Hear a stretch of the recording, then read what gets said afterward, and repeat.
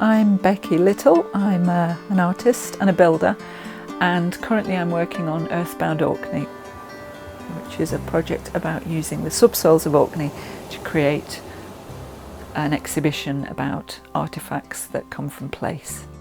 We have this beautiful range of subsoils in Orkney, many different colours, textures, and what's inside those soils varies depending on the rock that they're coming from, the way the geology is weathered down from the rock into the soils.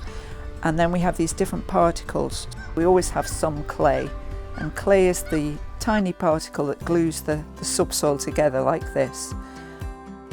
The cubes are made of rammed earth. That's taking just literally subsoil, breaking it down a little bit to become more like a powder. Here's one that I was ready to go.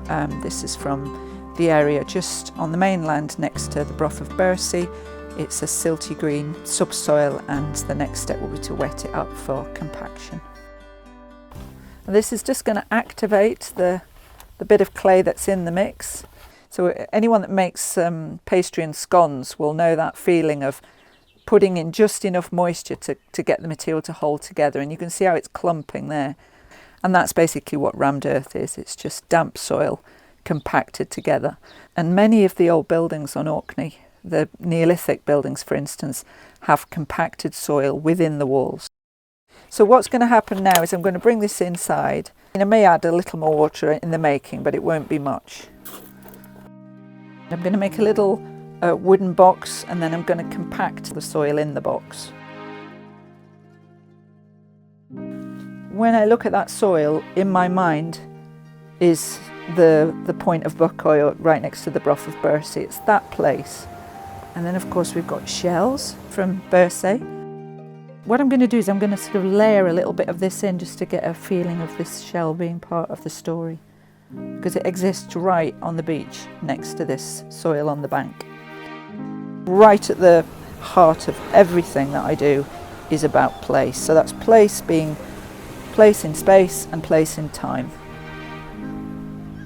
We've got the deep time, grand scales where landscapes are created, and then we've got this hyperlocal scale where materials change, in very small scales. And I think my art in particular plays with all those scales in the process. The interesting thing about this whole process actually is I can't see what I'm making. You can't be too precious. You've kind of got to just let go a little bit of what's going to happen. It's kind of an unknown, and I find that quite exciting. And usually it's the ones I've spent least time on that are the best. When I just lose myself to a sort of intuitive process, I much prefer the results because it's more relaxed, more natural.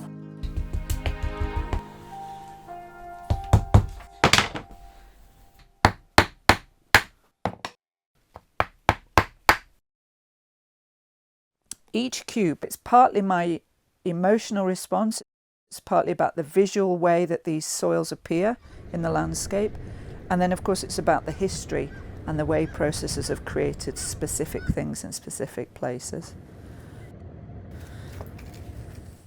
So this is quite clay-rich soil from Kirkwall.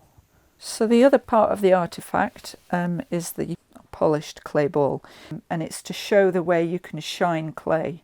In our exhibition in Earthbound, we're going to have these polished clay balls alongside some Neolithic ones that we find in the excavations on various Neolithic sites in Orkney. They're quite enigmatic and nobody really knows what they're for. The process is that we literally make a ball in our hands.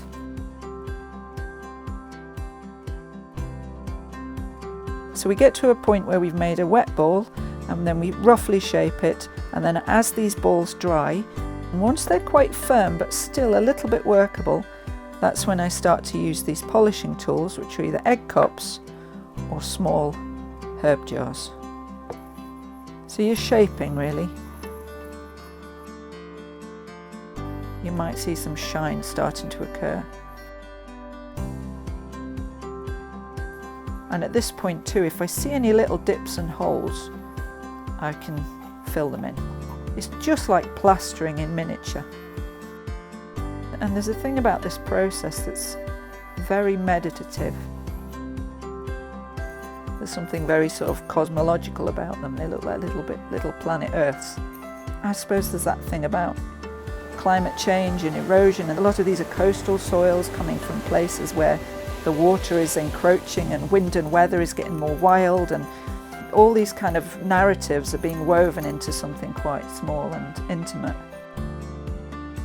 It is dirt, and we're making treasure from it. And as soon as you make treasure from dirt, it's not dirt anymore, it's something more precious and something that you're going to look after.